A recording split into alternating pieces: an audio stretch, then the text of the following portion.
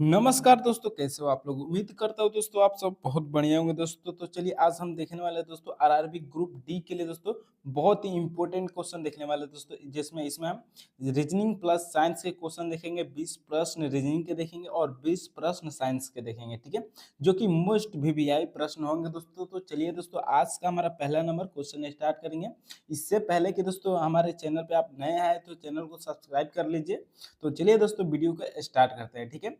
चलिए एक नंबर दोस्तों हमारा क्वेश्चन में पूछ रहा है, नीचे दिए गए विकल्पों में से संबंधित संख्याओं को चुनिए, ठीक है।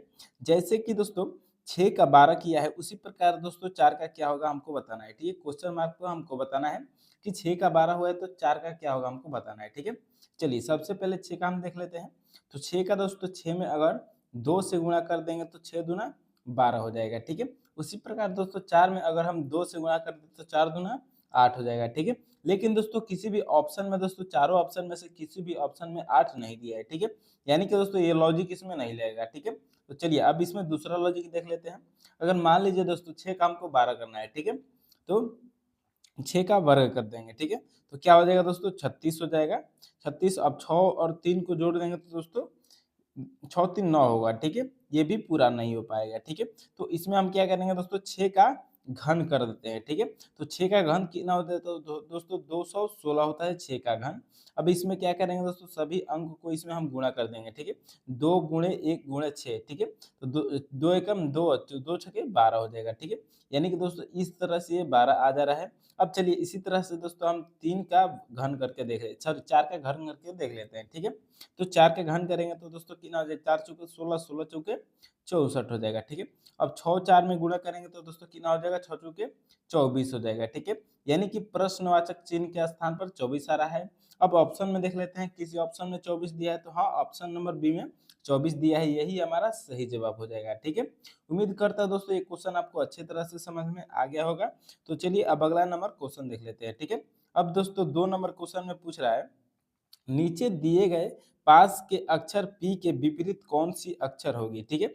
इसमें दोस्तों पी के विपरीत अक्षर पूछ रहा है, ठीक है। तो सबसे पहले देखेंगे दोस्तों पी का पी भी किधर है।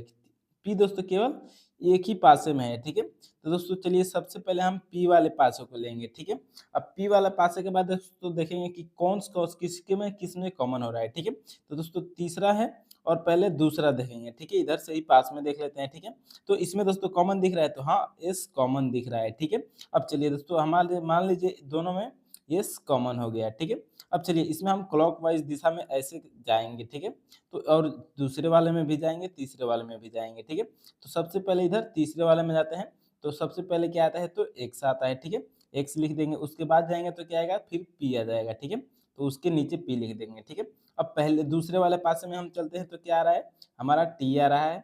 फिर क्या आ रहा है दोस्तों तो जेड आ रहा है, ठीक है। यानी कि दोस्तों जो हमारा एस क्या है तो एस कॉमन है। बाकी जो नीचे दोस्तों जो भी लाइन से होगा वो क्या होगा तो एक दूसरे का विपरीत हो जाएगा, ठीक है। अब दोस्तों हमारा क्वेश्चन में क्या पूछ रहा है कि पी का विपरीत, ठीक है। तो यहाँ पर पी का विपरीत दोस्तों क्या दिखाई दे रहा है तो पी का विपरीत हमको जेड दिखाई दे रहा है, ठीक है। तो यही हमारा क्या हो जाएगा दोस्तों सही आंसर हो जाएगा, ठीक है। ऑप्शन नंबर दोस्तों ए में दिया है, यही हमारा राइट आंसर हो जाएगा दोस्तों। उम्मीद करता हूं दोस्तों ये क्वेश्चन आपको अच्छे तरह से समझ में आ गया होगा। तो चलिए अब अगला नंबर प्रश्न देख लेते हैं। तो 3 नंबर प्रश्न में दोस्तों क्या पूछ रहा है, चलिए इस क्वेश्चन को भी समझ लेते हैं। नीचे दी गई श्रृंखला श्रेणी में अगली संख्या क्या आएगी, ठीक है। नीचे दी गई श्रृंखला श्रेणी में अगली संख्या क्या आएगी, 41 दिया है, 63 दिया है, 85 दिया है, 107 दिया है, 129 दिया है, अगला संख्या हमको बताना है, ठीक है। तो देख रहे हैं दोस्तों कि संख्या एक धीरे धीरे करके बढ़ रही है, ठीक है। यानी कि दोस्तों इसमें सबसे पहले हम दो अंकों के बीच का अंतर देखेंगे, ठीक है। तो 41 और 63 के बीच का अंतर कितना हो जाएगा दोस्तों, यहाँ पर क्या हो रहा है तो +3 हो रहा है, सॉरी +22 हो रहा है, ठीक है। क्या हो रहा है +41 के बाद 63 है तो +22 हो रहा है। फिर आगे बढ़ते हैं तो आगे दोस्तों 63 और 85 में क्या हो रहा है तो यहाँ पर भी दोस्तों +22 हो जा रहा है, ठीक है। यहाँ पर भी +22 हो रहा है। चलिए अब इसके आगे बढ़ते हैं। तो इसके आगे जाएंगे तो यहाँ पर भी दोस्तों क्या हो रहा है तो +22 हो जा रहा है, ठीक है। यहाँ पर भी दोस्तों +22 हो रहा है। चलिए अब इसके आगे चलते हैं। तो इसके आगे भी दोस्तों जाने पर यहाँ पर भी +22 किया है, ठीक है। तो दोस्तों आप देख रहे हैं सभी में प्लस प्लस 22 कर दिया है, ठीक है। तो हम क्या करेंगे दोस्तों आगे वाला संख्या प्रश्नवाचक चिन्ह निकालने के लिए हम इसमें +22 करके और उसको 129 प्लस 22 को जोड़ देंगे, ठीक है। तो 129 प्लस 22 को जोड़ेंगे तो दोस्तों ये कितना हो जाएगा, तो ये 151 हो जाएगा, ठीक है। 151 दोस्तों किस ऑप्शन में दिया है, तो ऑप्शन नंबर डी में दिया है, यही हमारा क्या हो जाएगा, तो राइट आंसर हो जाएगा। उम्मीद करता हूँ दोस्तों ये क्वेश्चन आपको अच्छे तरह से समझ में आ गया होगा। तो चलिए दोस्तों अब अगला नंबर क्वेश्चन देख लेते हैं। तो 3 नंबर क्वेश्चन में दोस्तों क्या पूछ सॉरी 4 नंबर क्वेश्चन में, ठीक है। अब 4 नंबर क्वेश्चन में दोस्तों क्या पूछ रहा है, एक निश्चित कूट भाषा में कॉम्बैट, ठीक है, कॉम्बैट को एनपीडी वीसीडी, ठीक है, लिखा जाता है, तो उसी कूट भाषा में क्रेडिट को कैसे लिखा जाएगा हमको बताना है, ठीक है। तो इस प्रकार के क्वेश्चन दोस्तों हम सबसे पहले क्या करेंगे, ऊपर वाला लेंगे कि दोनों कैसे चेंज किया है, ठीक है। चलिए सबसे पहले वाला हम लिख लेते हैं COMBAT, ठीक है, COMBAT ये हो गया। अब इसका क्या चेंज किया है दोस्तों, NPD, ठीक है, VCD किया है, ठीक है। तो इसमें दोस्तों देखिएगा, तो ये अगर मान लीजिए सी का हम यहाँ पर सी के बाद दोस्तों एन कितना नंबर पे आता है दोस्तों, ज्यादा हो जाएगा, ठीक है। सी के बाद दोस्तों हमारा एन बहुत ज्यादा नंबर पे आता है, ठीक है। तो चलिए यहाँ पर उल्टा नहीं करेंगे। अब दोस्तों इसमें क्या करेंगे, तो सी के बाद दोस्तों सी का हम उल्टा देख लेते हैं, ठीक है। तो सी का उल्टा हमारा क्या होता है दोस्तों, तो एक्स होता है, यानी कि दोस्तों एक्स और एन में भी दोस्तों क्या है, तो बहुत ज्यादा अंतर हो जा रहा है, ठीक है। तो यानी कि दोस्तों इसमें देखिएगा कि इसमें दोस्तों 6 लेटर है, ठीक है, इसमें 6 लेटर दिया है, ठीक है। अब दोस्तों इसको हम आधा आधा काट लेंगे, ठीक है। अब दोस्तों इसमें क्रॉस मेथड लगाया है, ठीक है, क्रॉस मेथड लगाया है, क्रॉस मेथड को भी हम देख लेते हैं, ठीक है। क्रॉस मेथड लगाया है दोस्तों, अब कैसे लगाया है चलिए आपको बता देते हैं, ठीक है। पहला दोस्तों सी है, ठीक है, तो सी का क्या किया है दोस्तों, डी किया है, ठीक है, यानी कि इसमें +1 किया है, ठीक है। फिर ओ का देख लेते हैं, ओ है ऊपर, तो ओ के बाद क्या है दोस्तों, पी आता है, इसमें भी क्या होता है, तो +1 किया है, ठीक है। फिर एम का देख लेते हैं, तो एम का भी क्या आ रहा है दोस्तों, एन किया है, तो यानी कि इसमें भी +1 किया है, ठीक है। यानी कि दोस्तों 3 लेटर में क्या किया है, तो +1 किया है। अब चलिए आगे देख लेते हैं। तो बी के बाद दोस्तों क्या लिखा है, तो बी के बाद डी लिखा है, यानी कि सी डी, यानी कि यहाँ पर क्या किया है, तो +2 किया है, ठीक है। अब दूसरा वाला देख लेते हो, ए के बाद सी किया है, ठीक है, यानी कि ए बी सी यहाँ पर भी +2 किया है। अब टी के बाद भी देख लेते हैं, तो टी यू भी, यानी कि दोस्तों पहले वाले 3 में +1 किया है, फिर दूसरे वाले 3 में क्या किया है, तो +2 कर दिया है, ठीक है। तो उसी प्रकार दोस्तों हम क्रेडिट में कर देंगे, ठीक है। चलिए अब क्रेडिट का दोस्तों हम सॉल्व करते हैं, ठीक है। तो क्रेडिट का सॉल्व करते हैं दोस्तों, सबसे पहले हम इसको ती, दो भाग में काट लेंगे, ठीक है। तो अब दोस्तों सी का हम दोस्तों क्या करेंगे, सी को क्रॉस कर देंगे, ठीक है, यानी कि ई हमारा पहले आएगा, फिर आर आएगा, फिर सी वाला आएगा, ठीक है। अब चलिए ई का दोस्तों सबसे पहले करेंगे उल्टा, तो क्या ई के +1 करना है, ठीक है। तो ई में दोस्तों +1 करेंगे तो क्या हो जाएगा दोस्तों, एफ हो जाएगा, ठीक है। अब एफ दोस्तों किस ऑप्शन में दिया है, तो ऑप्शन नंबर देखिएगा, ए में नहीं दिया है, बी में नहीं दिया है, सी में दिया है, डी में नहीं दिया है, यानी कि दोस्तों ऑप्शन नंबर सी हमारा सही जवाब हो जाएगा, ठीक है। लेकिन दोस्तों आप कहिएगा कि पूरा सॉल्व करके दिखाइए, तो चलिए दोस्तों पूरा सॉल्व कर देते हैं, ठीक है। फिर दोस्तों आर के बाद क्या आता है, तो आर के बाद दोस्तों +1 करने पर ये आ जाता है, ठीक है। फिर दोस्तों सी के बाद क्या आता है, तो सी के बाद +1 करने पर डी आ जाता है, ठीक है। तो देखिएगा दोस्तों आंसर में FSD दिया है, तो FSD हमारा बन गया, ठीक है। अब चलिए फिर दोस्तों यहाँ पर क्या करेंगे, तो टी का पहले लिखेंगे, फिर आई का लिखेंगे, फिर उसके बाद डी का लिखेंगे, ठीक है।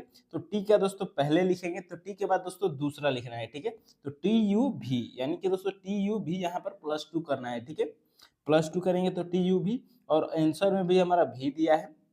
फिर दोस्तों आई का देख लेते हैं, तो IJK, ठीक है, आई के बाद जे के प्लस हमको 2 करना है।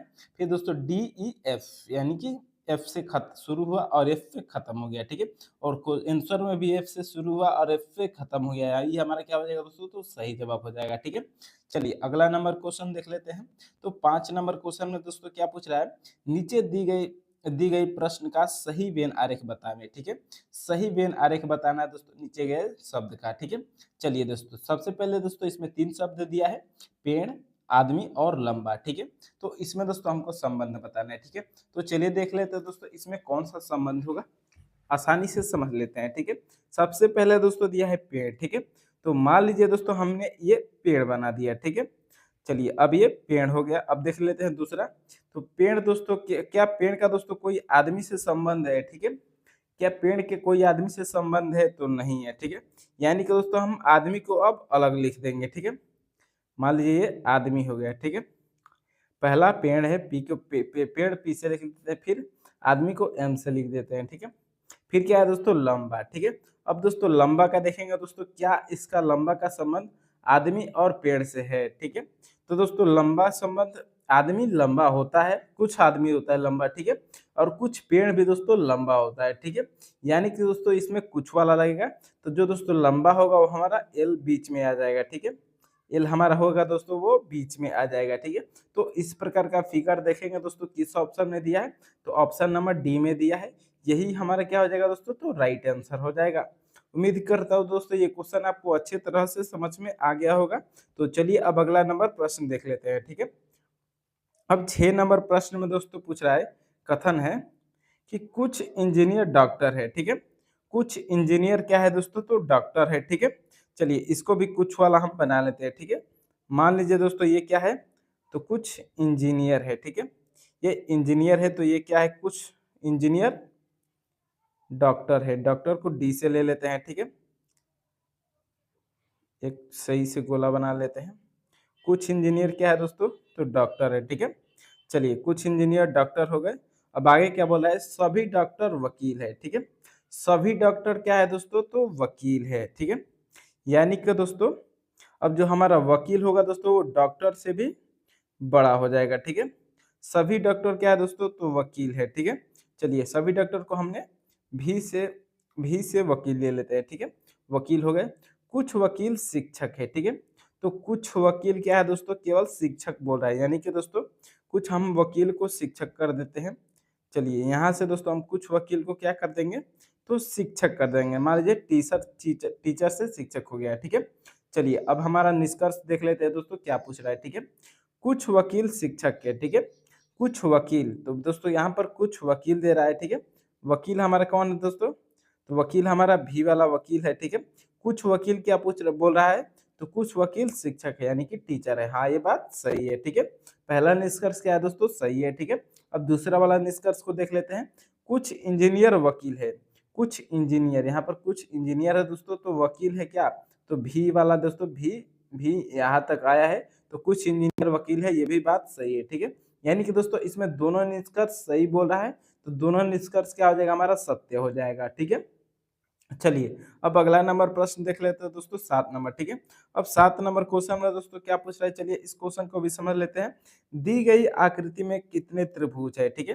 तो दोस्तों इस प्रकार के क्वेश्चन में हमको त्रिभुज पर ज्ञात करना है, ठीक है। तो सबसे पहले दोस्तों हम जानते हैं कि इसमें दोस्तों अगर इस प्रकार का दोस्तों आपको कोई भी त्रिभुज मिले तो कैसे निकालिएगा।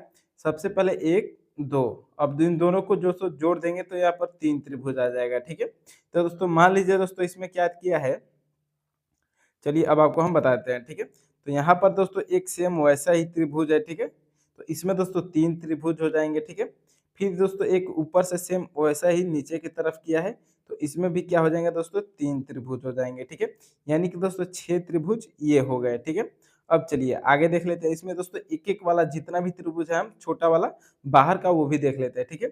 अब दोस्तों एक ये है, दूसरा ये है, तीसरा ये है, चौथा ये है, पांचवा ये है, छवा ये है, सातवां ये है और आठवां ये है, ठीक है। दोस्तों छोटा वाला एक त्रिभुज कितने हो गए, तो 8 त्रिभुज हो गए, ठीक है। अब दोस्तों इसमें देखिएगा तो और भी आपको त्रिभुज दिखाई दे रहे होंगे, ठीक है। चलिए अब बता देता हूँ दूसरा दोस्तों कौन सा त्रिभुज इसमें बनेगा, ठीक है।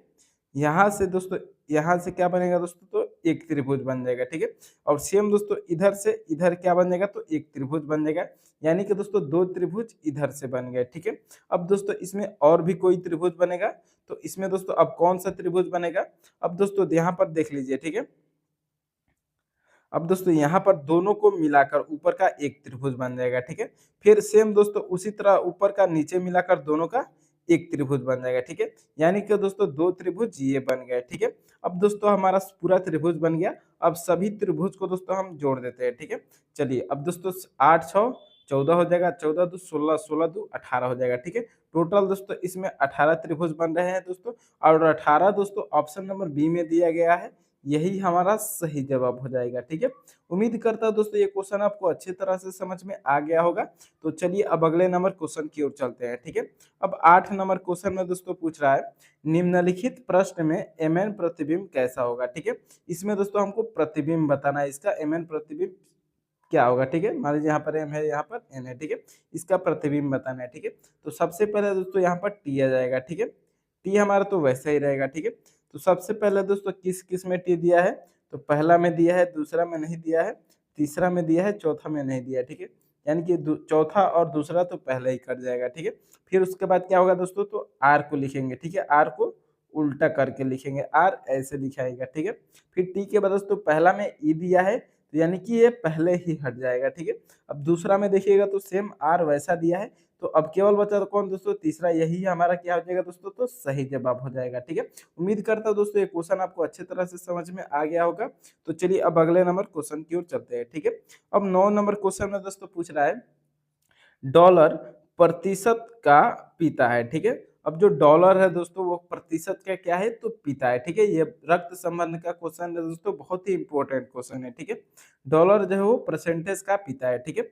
चलिए इसको भी लिख लेते हैं। जो परसेंटेज है दोस्तों, इसका पिता कौन है, तो डॉलर है, ठीक है। इसका पिता कौन है, तो डॉलर है। चलिए डॉलर हो गया, एन के दोस्तों पिता है तो प्लस हो जाएगा, ठीक है।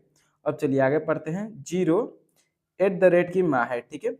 अब जो दोस्तों जीरो है वो एट द रेट की माँ है। तो दोस्तों अभी हम जीरो और एट द रेट कहीं नहीं लिखा है, तो इसको थोड़ी देर के लिए दोस्तों हम होल्ड कर देंगे, ठीक है। यहाँ पर साइन कर दिए हैं, थोड़ी देर के लिए होल्ड कर देते हैं इसको, ठीक है। अब चलिए आगे पढ़ते हैं। एट द रेट प्रतिशत की माँ है, ठीक है। एट द रेट क्या है दोस्तों, प्रतिशत की माँ है, ठीक है। यानी कि दोस्तों जब डॉलर प्रतिशत का पिता है तो एट द रेट माँ है, यानी कि डॉलर की पत्नी क्या हो जाएगी, तो एट द रेट हो जाएगी, ठीक है। एट द रेट हो जाएगी, ठीक है। एट द रेट सही से लिख लेते हैं, ठीक है। एट द रेट माइनस हो जाएगी और डॉलर की पत्नी हो जाएगी और प्रतिशत की माँ हो जाएगी, ठीक है। अब चलिए आगे क्या बोल रहा है दोस्तों, जीरो प्रतिशत से किस प्रकार संबंधित। अब एक जिसको हमने छोड़ा था दोस्तों उसको लिख लेते हैं, ठीक है। जीरो एट द रेट की माँ है, ठीक है। यानी कि दोस्तों हमारा एट द रेट किधर है, तो इधर है। अब इसकी माँ कौन है, तो जीरो है, ठीक है। यानी कि जीरो माइनस है, ठीक है।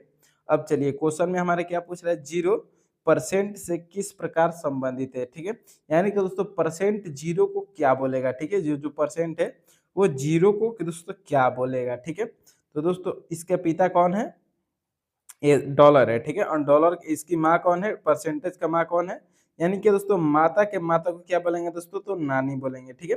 अब नानी दोस्तों देखिएगा तो ऑप्शन नंबर बी में दिया गया है और यही क्या हो जाएगा दोस्तों, हमारा सही जवाब हो जाएगा, ठीक है। क्योंकि दोस्तों एट द रेट क्या है दोस्तों, परसेंटेज की माँ है और दोस्तों माँ की माँ को क्या बोलते हैं, तो नानी बोलते हैं। यही हमारा सही जवाब हो जाएगा, ठीक है। चलिए अब अगला नंबर क्वेश्चन देख लेते हैं। तो 10 नंबर क्वेश्चन में दोस्तों क्या पूछ रहा है, चलिए 10 नंबर क्वेश्चन को भी समझ लेते हैं, ठीक है।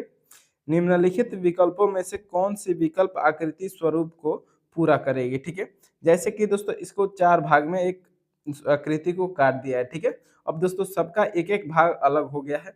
जैसे कि दोस्तों ये मान लीजिए 1 नंबर हो गया, ये 2 नंबर हो गया और ये 3 नंबर हो गया और इसमें का चौथा नंबर भाग गायब कर दिया है, ठीक है। तो इसमें दोस्तों चौथा नंबर भाग कौन सा होगा दोस्तों, इन चारों ऑप्शन में से हमको बताना है, ठीक है। तो चलिए दोस्तों सबसे पहले हम देख लेंगे कि बीच में क्या बना है दोस्तों, एक सर्कल टाइप का बना है और इसी में क्या केवल कट गया है। यानी कि दोस्तों यहाँ पर भी क्या बन जाएगा, तो मान लीजिए यहाँ से इस प्रकार इसमें इसको हम उठा लिए हैं, ठीक है। तो यहाँ से दोस्तों इसमें क्या बन जाएगा, तो सर्कल बन जाएगा, ठीक है। अब दोस्तों देखिएगा तो सभी में क्या कर रहा है दोस्तों, एक चांद जैसा इधर से बना रहा है। तो इसमें भी क्या हो जाएगा दोस्तों, एक चांद जैसा बन जाएगा, ठीक है। यानी कि दोस्तों इस बॉक्स में भी क्या हो जाएगा, तो एक ऐसा छोटा सा बन जाएगा, ठीक है। अब क्या हो जाएगा दोस्तों, सभी में दोस्तों ये जीरो और उसके बीच में एक पाई है, ठीक है। सभी में जीरो और एक उसके बीच में पाई है, तो सभी में जीरो और इसके भी बीच में एक पाई दे देंगे। और फिर दोस्तों ऊपर वाला भी सेम ऐसे ही है, तो ऊपर वाले को भी सेम छोटा सा ऐसा ही कर देंगे, ठीक है। अब दोस्तों ऐसा फिगर हम देख लेते हैं किस ऑप्शन में दिया है।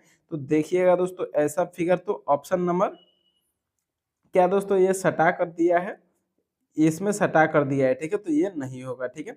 अब दूसरा में दोस्तों देखिएगा तो इस कोने पर ये ऊपर कर दिया है, जो जीरो है इसको ऊपर कर दिया है और इसका पाई भी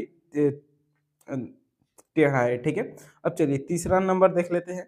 तो तीसरा नंबर देखिएगा तो तीसरा नंबर क्या हो रहा है दोस्तों, बिल्कुल करेक्ट हो रहा है, ठीक है। जैसा दोस्तों हमने ये फिगर ऊपर बनाया है सेम वैसा ही तीसरा हो रहा है, तो यही हमारा क्या हो जाएगा, तो सही जवाब हो जाएगा, ठीक है। अब दोस्तों चौथा में देखिएगा तो चौथा में दोस्तों क्या क्या है, इन दोनों लकीर को सटा दिया है, ठीक है। तो इसलिए ये भी गलत हो जाएगा, ऑप्शन नंबर सी हमारा क्या होगा, तो सही जवाब हो जाएगा, ठीक है। चलिए दोस्तों अब हम साइंस के प्रश्न देख लेते हैं, ठीक है, जिसमें दोस्तों बहुत ही महत्वपूर्ण साइंस के प्रश्न होने वाला है, ठीक है। तो चलिए पहला नंबर क्वेश्चन से स्टार्ट करते हैं दोस्तों। मानव शरीर की सबसे लंबी हड्डी कौन सी होती है, ठीक है। मानव शरीर की सबसे लंबी हड्डी कौन सी होती है, तो इसका सही जवाब क्या हो जाएगा दोस्तों, सही जवाब हो जाएगा ऑप्शन नंबर सी, जांघ की हड्डी मानव शरीर की सबसे लंबी हड्डी होती है, ठीक है। चलिए अगला नंबर प्रश्न देख लेते हैं। तो दूसरा नंबर प्रश्न में दोस्तों क्या पूछ रहा है, लोहे में जंग लगना किस प्रकार की क्रिया है, ठीक है। लोहे में जंग लगना किस प्रकार की क्रिया है, तो इसका सही जवाब क्या हो जाएगा दोस्तों, सही जवाब हो जाएगा दोस्तों ऑप्शन नंबर बी, रासायनिक क्रिया है, ठीक है। रासायनिक क्रिया है लोहे में जंग लगना। चलिए अब अगले नंबर क्वेश्चन की ओर चलते हैं। अब 3 नंबर क्वेश्चन में दोस्तों क्या पूछ रहा है, किसी वस्तु के अचानक रुकने पर यात्री आगे की ओर क्यों झुक जाते हैं, ठीक है। तो इसका सही जवाब क्या हो जाएगा, सही जवाब हो जाएगा दोस्तों ऑप्शन नंबर सी, जड़त्व के कारण, ठीक है। क्या हो जाएगा, तो जड़त्व के कारण। चलिए अगला नंबर प्रश्न देख लेते हैं। तो 4 नंबर क्वेश्चन में दोस्तों क्या पूछ रहा है, वनस्पति तेलों को घी में परिवर्तित किया जाता है तो किसके द्वारा, ऑप्शन नंबर ए है ऊष्मा उपचार, बी है ऑक्सीजन द्वारा, सी है हाइड्रोजनीकरण द्वारा, डी है एंजाइमों द्वारा। तो इसका सही जवाब हो जाएगा दोस्तों ऑप्शन नंबर सी, हाइड्रोजनीकरण द्वारा वनस्पति तेलों को घी में परिवर्तित किया जाता है, ठीक है। चलिए अगला नंबर प्रश्न देखते हैं। तो 5 नंबर क्वेश्चन में दोस्तों क्या पूछ रहा है, बर्फ का टुकड़ा पानी में तैरता है तो उसका कितना भाग पानी के ऊपर रहता है, ठीक है। तो इसका सही जवाब क्या हो जाएगा दोस्तों, 1/10 दिया है, 1/4 दिया है, 1/3 दिया है, 1/2 दिया है। तो इसका सही जवाब क्या हो जाएगा दोस्तों, सही जवाब हो जाएगा दोस्तों ऑप्शन नंबर ये हो जाएगा, 1/10 दोस्तों भाग उसका क्या रहता है, तो पानी के ऊपर रहता है, ठीक है। चलिए अगला नंबर क्वेश्चन देख लेते हैं।